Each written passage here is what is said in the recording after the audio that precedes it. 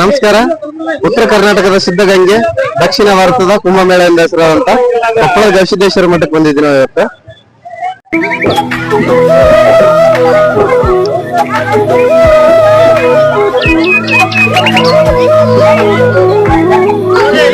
ಮೊನ್ನೆ 14ನೇ ತಾರೀಕಿಗೆ ಜಾತ್ರೆ ಆಗೈತಿ. ಆದ್ರೂ ಕೂಡ ಇನ್ನು ಹಿಂದಿನ ದಿನಕ್ಕೆ ಇದು ತಿಂಗಳ ಜಾತ್ರೆ ಸಿಕ್ಕಾಪಟ್ಟೆ ಭಕ್ತರು ಇದಾರೆ ಇನ್ನೂ ಕೂಡ.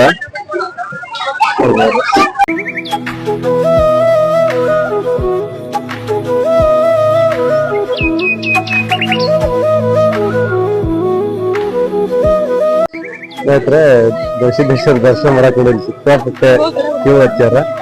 ಹಂಗಾಗಿ ಆತನ ಹಿಂದೆ ಹೊರಗೆ ನಿಂತ ನಮಸ್ಕಾರ ಮಾಡೋಣ ಎಲ್ಲ.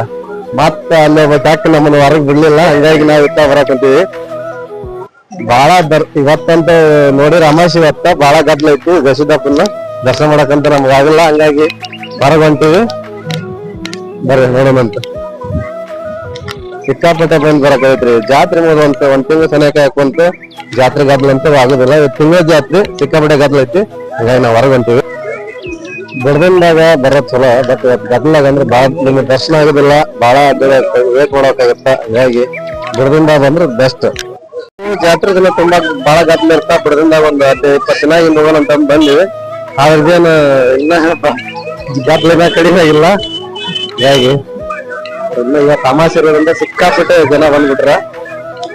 ನೋಡ್ರಿ, ಈ ತೇರಿಗೆ ಸೇರುವಂತ ಜನಸಾಗರ ನೋಡಿ ಇದನ್ನ ದಕ್ಷಿಣ ಭಾರತದ ಕುಂಭಮೇಳ ಅಂತ ಕರಿತೀವಿ. ಹಂಗಾಗಿ ಇದೇ ಈ ರಥೋತ್ಸವ ಅವತ್ತ ಕೋಟ್ಯಾಂತರ ಲಕ್ಷಾಂತರ ಜನ ಸೇರಿರ್ತಾರಲ್ಲ, ಹಾಗಾಗಿ ಇದನ್ನ ದಕ್ಷಿಣ ಭಾರತದ ಕುಂಭಮೇಳ ಅಂತ ಕರಿತೀವಿ.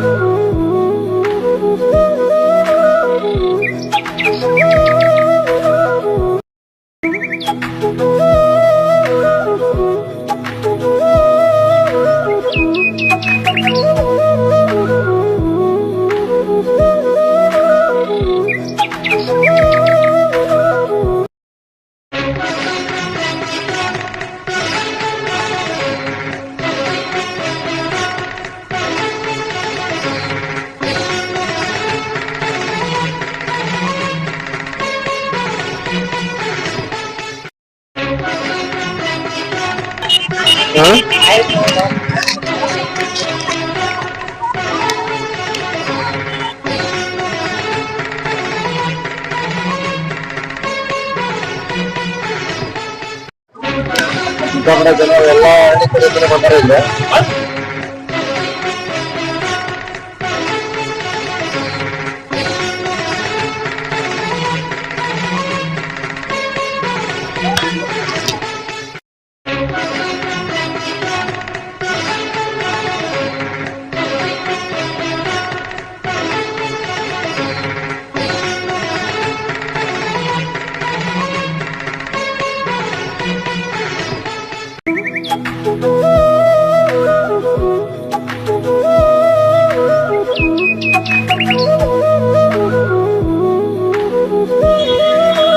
ಮೈಕಿಂದ ಚಾರ್ಜ್ ಆಯ್ತು, ಹಾಗಾಗಿ ನಾವು ಇಲ್ಲಿ ಬರೇ ಬಾಯಿಲ್ಲೇ ವಿಡಿಯೋ ಮಾಡ್ಬೇಕಂತ ಮಾಡಿ ಸ್ನೇಹಿತರೆ. ಮುಂದಲ್ದೆಲ್ಲ ಮೈಕಿನಂತೂ ಮೊನ್ನೆ 1-2 ದಿನ ಆಗಿತ್ತು ವಿಡಿಯೋ ಮಾಡಿ.